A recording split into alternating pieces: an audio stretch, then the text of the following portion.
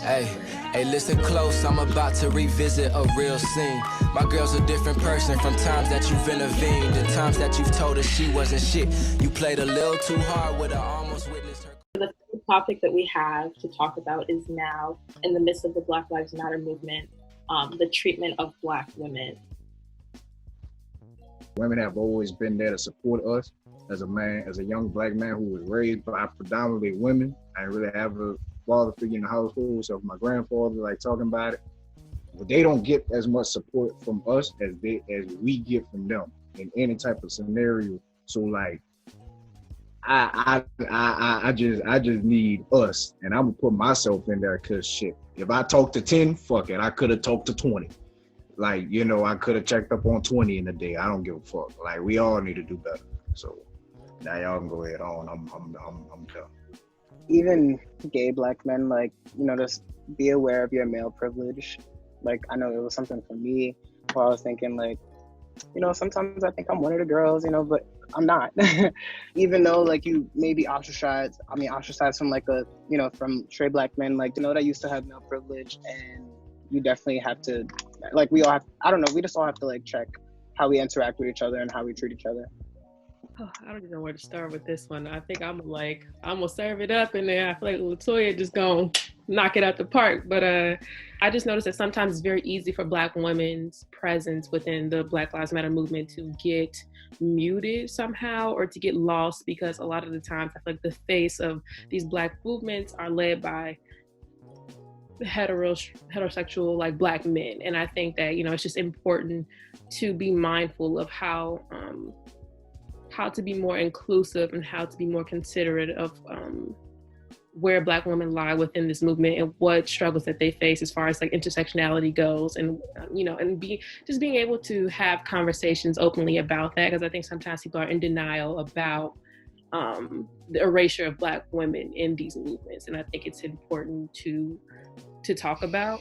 And I think also too, like, a lot of times, at least in my own experience and what I've seen on social media, and just within having Black men as friends, like, a lot of times they don't step up unless they're attracted to this woman, or they don't speak up, or they don't protect women who they're not attracted to.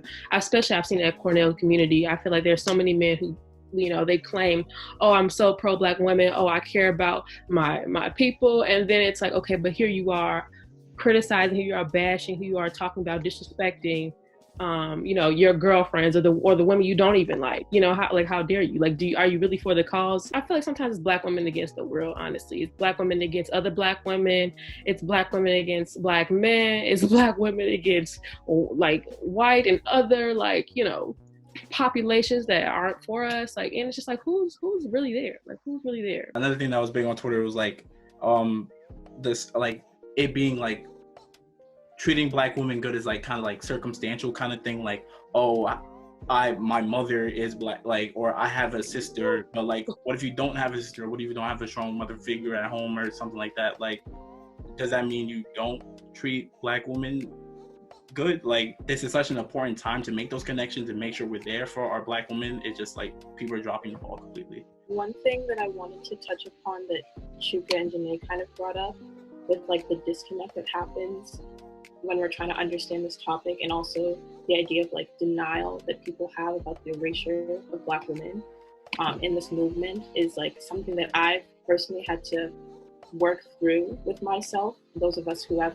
had the privilege or the blessing to have felt supported by Black men our entire lives, that it's not our reality, that we felt, like, downtrodden, or we felt outcast, or we felt just completely dehumanized by people Black men who we think that who we know we deserve that respect and that love from, doesn't mean it's now time to deny the pain that other Black women are facing and are going through, because, like, that completely pushes the movement backwards. The timing is so critical that we shouldn't now say, oh, it's not my experience, that, oh, it's not all men that are like this, or it's not everybody treats people bad like that. It's like, let's listen to the pain and the voices of the women who are brave enough to speak up in the first place, and let's make sure that we're standing in the position of allyship and working towards the healing that needs to happen in the Black community. Yeah, like even the memes that people are making of like Breonna Taylor and like, you know, they're like, oh, stream this song and arrest the cops that killed Breonna Taylor. It's like, or arrest the cops that killed Breonna Taylor for good skin. And it's like, that's not something that we should joke about. And especially being that it is a Black woman, you know, and this is something that's not taken seriously. Did you call the police? Did you call, you know, did you call the department? Did you call the governor? Did you write that email? Like, let's actually make good change. I'm so excited for LaToya to speak. I'm sorry. I just need to let that be known. But I think another thing that contributes to the erasure of Black women in these movements are this narrative that Black women are strong.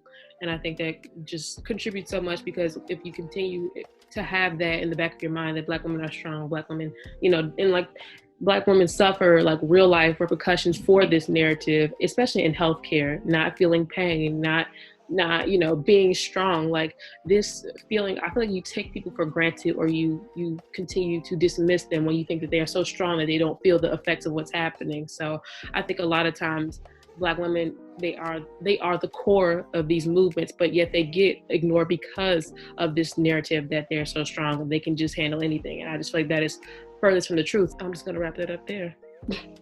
Again, I said I didn't even know where to dive into this, because like there's just so much that can be said. Janae and I were actually both just in this class called Black Radical Tradition in the US, taught by Russell Rickford at Cornell. So anybody watching this, like, that man, he's a great man, and highly recommend taking any of the classes. But I mean, there's one piece that we read in that class, and it was the Combahee River Collective statement. The very first sentence they said is, above all else, our politics initially sprang from the shared belief that Black women are inherently valuable, that our liberation is a necessity, not as an adjunct to somebody else's, but because of our need as human persons for autonomy. That was perfect for me, because I think, like, especially going right off the bat with that, it's like a statement that we are valuable not simply because of our connection to a man, as many of you guys have been saying, like, oh, but your mother, but your sister, but your best friend, but your girlfriend, but your wife, like, because like Black women are actually like real human beings, which I feel like is news to a lot of people, and especially Black trans women as well. Why are we having this big like enlightenment movement where we're realizing that colorism is a thing, that like Black women actually face real issues aside from Black men? You know, like,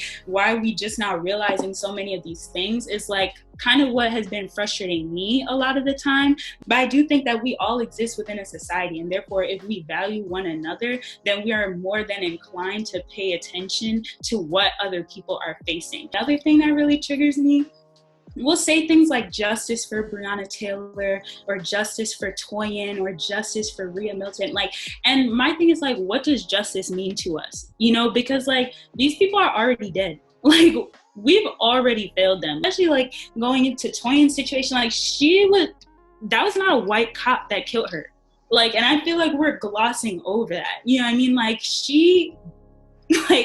I don't even want to get into that whole story in and of itself, but I think like we just need to realize like, okay, how do we normalize this into our everyday lives? I can't be on a campus with people who are gonna still be best bros with somebody who's a known rapist, you know, or somebody who's known to harass people. Like, these are issues where it's like, yes, I know we're talking about like the Black Lives Matter movement in 2020, but it's like, I'm not mad because of recent events. You know what I mean? Like, this is my whole life. You know, how are we going to raise our Black children? You know, how are we going to keep this pushing? How are we going to hold our own friends accountable? When are we going to cut people off because they're not doing what they need to do? Like, when are we actually going to live by the things that we say instead of just like chatting about it, posting about it, writing spoken word pieces about it, you know, like hotepping about it? Like, when are we going to actually be and like live what we're saying? Oh, also one thing I do want to say is, if you claim to support Black women but don't support trans Black women, you do not support all Black women. So,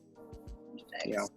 I just want to thank all y'all for being like super vulnerable, super honest, and super open when talking about that topic, because like I said, like what we want to do here is be able to open up these conversations, and even if you don't know the exact words to say, you feel like you're not the most educated, at least we're starting to talk about it. I really do appreciate that, and I really commend all of y'all for being able to do that, because it takes a lot of strength, it takes a lot of courage, and it's just not easy to reflect on stuff that's so like near and dear and so sensitive. So we've talked about the Black Lives Matter movements in a lot of different facets. We are all, at the end of the day, Cornell students or Cornell alum. We think that it's very important that we talk about the Black Lives Matter movement in the scape of Cornell itself. So let's just touch upon the experiences that we had, or just trends that we've seen as far as how racism has affected our lives at Cornell. Personally, I haven't had, many like upfront like type of racial instances at Cornell, but I have had friends who've had that instance occur to them, and I've definitely tried to support them as best that I can. But I also think it's about how you portray. I don't want to say how you portray yourself, but I like to say a lot of time I like to intimidate them. Like I love it. Don't even try to pull no racist shit with me, because they laugh because we had this conversation. I'd be like, don't even try to show me a sliver of racism in you, because I promise you, if I find out that you did something racial to somebody else, oh shit, it's all popping. Well, to follow up with that, I think that when people think about racism, they think about this large, very visible, like ugly beast that is just gonna boo and scare you. And it's not like that at Cornell. It's subtle and it's very, covert. It's kind of like an aftertaste. It's like you eat something and then you're just like, ooh, like, that didn't sit right with me. Like, you might have be in a group project or be working with somebody and they low-key don't want to answer your questions, or they low-key don't want to talk to you, or they don't want to help, or they don't want to, they don't want to engage with you in the same way that they might engage with your other group members. And you kind of question, like, okay, is it me? What's going on? And you really can't even put your finger on what's happening in that instance. So you kind of go back to your dorm room or your walk home to North Campus, and you like, I really didn't like how they would treat me in that group. And I really think it had to do with the color of my skin. And you just have these privileged people coming in and thinking that they can say and do whatever they want. And I feel like that's what racism, in my experience, has looked like at Cornell. Something that I think that I'm really disappointed in Cornell for is like the way they water down discussions about racism and about like privilege and stuff. I don't feel like conversations about like race and like privilege should be talked about by professors who don't really have that strong backbone. Like in one of my classes, we were talking about privilege. I'm over here having to equate my privilege in this class to a whole bunch of like elitist privileged white students who don't really know anything, who are not even aware of the privilege that they had. One girl, she said, yeah, I'm at a disadvantage because I'm on a sports team at Cornell. I'm like, for what? And then another girl, she had the nerve. She said, I guess another way that I'm disadvantaged is because my parents don't have connections in the field that I want to go into. So I'm sitting there, I'm like, all right. I think I'm the youngest person in the class. I was a sophomore at the time. So all of you guys are juniors and seniors, and why you just now learning about privileges of your hair and, like representation in the media, like what's the issue? And then the professor had the nerve to tell me, and like me and the professor, we ended up meeting, and she was like, I was reading your email in Whole Foods, and it just really made me think. I'm really new to learning about intersectionality, and that's just annoying to me because I feel like, Cornell, this is not okay. Like, you have this professor who's new at learning intersectionality and she's talking about race. I just really want Cornell to do better with hiring professors who know how to talk about these things. Like if you're not like that up to date, and like actually you should be, but I don't know. I'd rather you not talk about it than make me feel alone and stupid in class, and that's just really annoying. I feel like teachers need to understand that like you're not only here to like teach XYZ content, but like understand that you exist as a real human being within society as well as your students. Sometimes like as students of color, and especially as Black students in ILR, it can feel kind of annoying feeling like a lot of what we talk about like feels very textbook in terms of how we speak about things and how we go about these conversations, especially in things like econ. You talk about topics like minimum wage, but we're only talking about them in terms of like, statistics and numbers and like how this factors into that. But it's like, do you understand that like there's some people here who like you know, like their family members, this is like real life affecting them. This is real life affecting like the people sitting in this room, you know? So I will say that there's a lot of work that we need to do as a Black community, because I don't know how many white people are gonna watch this video. I don't know how many white professors are gonna watch this video or like have these conversations. And it's like, again, like how do we look inwards to like help change our external situation? You know, like how are we gonna help at least make sure that we got us if no one else does? Thinking about things like practical things or actionable items that we can possibly do. It's important to have friends who don't look like you. Because I feel like a lot of times when we have to explain things, they're usually in a tiresome circumstance. Someone says something ignorant, now I have to come back and educate you and check you, et cetera, et cetera. But I was like, these things could low-key be prevented if like we have, and I'm gonna say prevented like that, that's loosely, but like ideally, like having bonds with people who don't look like us. And so when you feel comfortable with somebody, you don't feel like you're explaining or you're educating them. This is like a friendly conversation. So like if they're willing and if they genuinely have a good heart and they're in the, you know, if their intentions are in the right place, you'd be surprised like how much this person just learns from you just by being your good friend. And then like you won't have to find, you know, they can start educating people who look like them. Like, oh, actually, you know, that ain't right. Or like, actually, you shouldn't say that, you know, so then it takes the burden off of us. It seems like a big thing in like what you're saying, and I agree with so much of it, is the idea of like facilitating those like conversations that need to happen, whether it's through people that we are close with, whether it's with like the professors that we engage with. It's just, how do we facilitate these conversations so that some of the burden is off our shoulders, like you said, like now those people we had those conversations with can go branch out and have those conversations that need to be had. In a way, that's kind of what we're doing here, but there need to be next steps. Just having those conversations are not enough. We need some actions in place, right?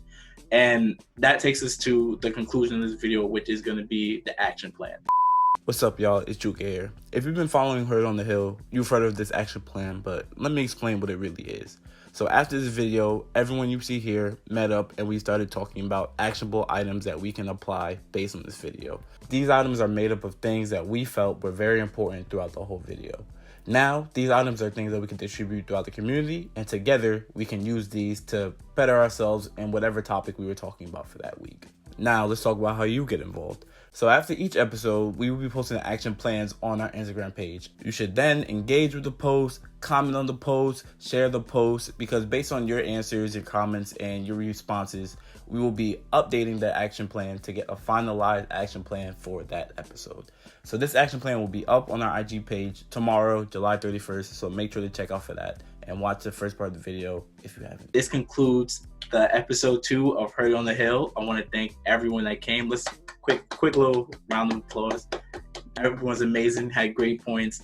I really did learn a lot from listening to what you guys had to contribute as we went through these topics. And I'm sure the viewers are definitely going to have the opportunity to also learn for themselves something new. So thank you guys. Shout out to y'all.